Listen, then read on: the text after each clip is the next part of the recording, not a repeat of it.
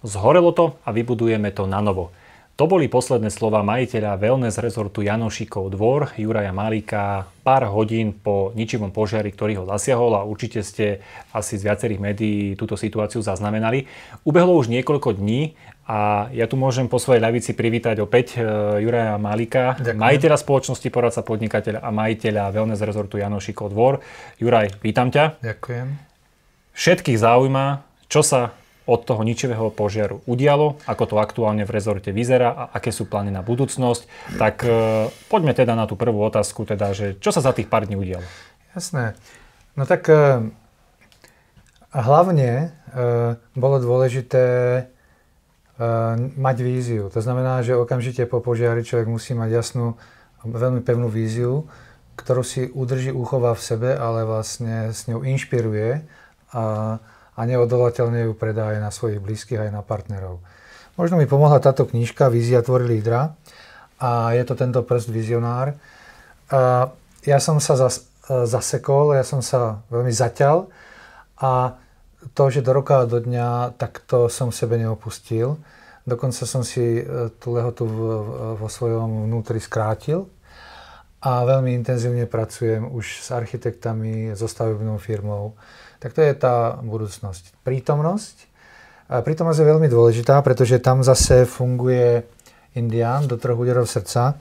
Tam je princíp vlastne nedopustiť emocionálny únos, sa tomu hovorí. To znamená, že aby mňa vlastne táto veľmi veľká újma alebo citlivá záležitosť paralizovala.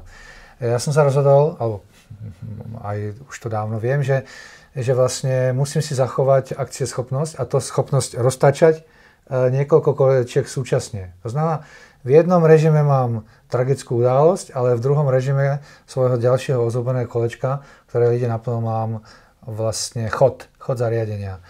A to je kvalita ubytovania, kvalita wellnessu, kvalita stravy. Áno? To znamená, aby rezort fungoval v rovnakých parametroch ako pred požiarom. A to sa nám podarilo. Všetko to, čo ho očakáva, tam je. Takže toľko. Ja by som zdôraznil ešte raz pre všetkých priateľov a fanúšikov tohto rezortu, že rezort funguje, Juraj. Je tak? Tak mohol by si nám povedať, že čo konkrétne teda ostalo zachované a čo funguje? Ostali zachované 4 drevenice, do ktorých sme umiestnili všetky chýbajúce časti, takže časť stravovaciu, časť ubytovaciu. Takže je to svojím spôsobom plnohodnotná dovolenka alebo víkend, wellnessový víkend, tak toľko. No a samozrejme, keď som vám ukázal kolečka, tak vám ukážem aj počítadlo. Opäť toto je veľmi dôležitý pomôcka, ktorú som už niekedy popisoval a súvisí to s vizionárom. To znamená, že v akejkoľvek situácii, pokiaľ máte nejaký sen alebo víziu alebo niečo, čo sa bude diať v budúcnosti, tak sa musíte sám seba spýtať, alebo kolegov, že nakoľko tú svoju úvahu, to svoje rozhodnutie myslíte vážne. Hej? A na to mi slúžia guličky od 1 po 10. Pokiaľ som na 9 alebo na 10, áno, čo je najlepšie, to znamená, že to myslím vážne a že sa tie veci majú šancu udiať. Pokiaľ sa prichytím pri tom, že som na 3, na 4, na 5, na 6, tak je veľmi pravdepodobné, že sa to nikdy neuskutoční. A ja už viem a som sa naučil, že si dávam veľký pozor, aby som si povedal, dobre, tak idem tie veci hľadať až na 10, alebo to radšej opúšťam, pretože to nechcem. Prosím, počítadlo skúste uplatňovať nielen voči sebe, ale aj voči svojim kolegom a blízkym.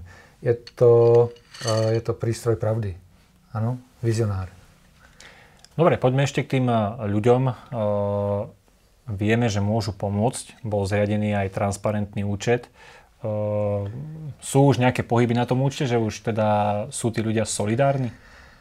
Áno, veľmi pekne by som chcel poďakovať ľuďom, ktorí zareagovali a prispeli. Takže je to nevídaná vlna solidarity a ja som za ňu veľmi vďačný. Priznám sa, že som nečakal, že na Slovensku sa tak v takýchto situáciách podporujeme. Dáva mi to veľkú nádej, do budúcna. Nielen pri Janošikovom dvore, ale aj pri budúcnosti Slovenska. Je to zázračné. Ďakujem Slováci. No a prezradom ešte, zhoreli teda 2 drevenice a tá budúcnosť budú rovnaké, ako boli predtým, alebo už tam plánuješ v nejakom novom štýle to postaviť? Nie. Chcem zachovať ten tradičný štýl. Chcem ho vlastne dostať do tej írečitosti, do takej tej klasickej terchovskej architektúry a chcem, aby vlastne tam boli rezbárske veci, aby to bol originál opäť vybudovaný z dreva, z kameňa a aby tam bola aj krásna pec.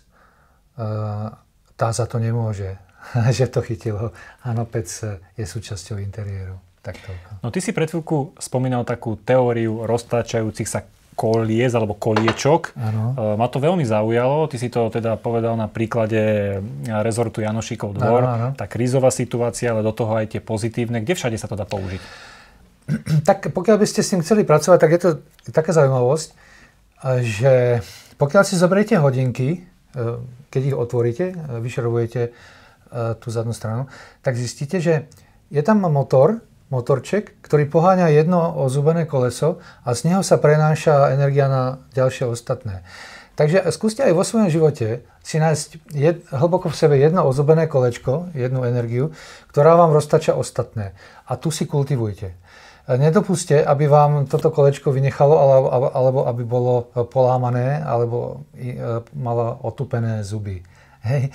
Takže ja sa dívam na to a potom sa pozerám na tie ostatné kolečka, či sú s ním v súhre a či tie prevody fungujú, pretože človek môže spracovať viac tém, žiť viac príbehov, pracovať na viacerých projektoch, ale musí mať dobre spracované tie prevody. Môžeme to nazvať, človek má vo viacerých šuplíkoch zastrčené svoje poklady, aj tak sa to dá povedať. To je veľmi zaujímavá manažerská technika, použiteľná aj v súkromnom živote. Predpokladám, že ich máš viac.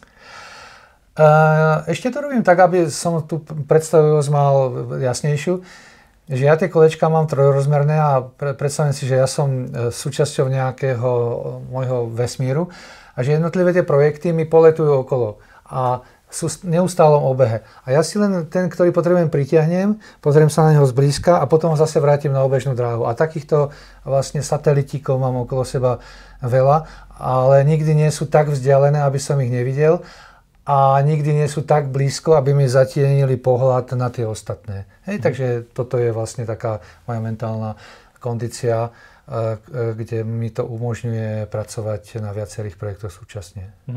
Vrátil by som sa ešte k tomu. A ešte by som to povedal, že toto sa dá popísať, ja by som to dal do vizionára, pretože všetky tie projekty sú o budúcnosti a tento prstík na nich pracuje vizionár. A máme tu aj knižočku Vízia tvor lídra, to znamená, že tá vízia je ukotvená vo všetkých tých projektoch cez tie ozubené kolečko. No, ešte som sa chcel, Juraj, vrátiť k tomu požiaru, lebo už ubehlo niekoľko dní od tej samotnej situácie a sa ťa spýtam, že keď sa vrátiš do toho momentu, keď si sa o tom dozvedel, možno až po dnešný rozhovor, urobil by si niečo inak za tých niekoľko dní? Tak nie, neurobil. Ani predtým by som neurobil nič ináč, aj keď bol požiar. Som presvedčený, že posledné roky robím všetko najlepšie, ako viem. V tomto mám svedomie čisté a pokiaľ sa niečo malo urobiť ináč, tak v tú chvíľu som to nevedel urobiť ináč, alebo ani nebola dôvod, pretože sa nevedelo o skrytých súvislostiach, napríklad prečo vznikne požiar. Takže takto. Robím veci poctivo a tým pádom v budúcnosti nikdy nemusím mať výčitky, že som niečo zanedbal. Tak toľko.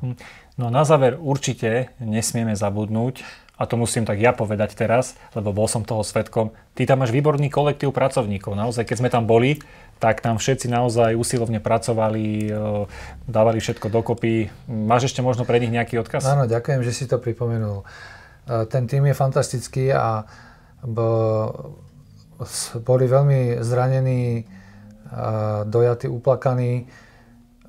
Prekvapilo ma, jak bytostne sa ich dotýka vlastne tá hmotná stránka veci, ale pochopil som, že s týmto zariadením spojili svoje životy a že zároveň mysleli na tisíce zákazníkov, pre ktorých robili tam radosť a šťastie.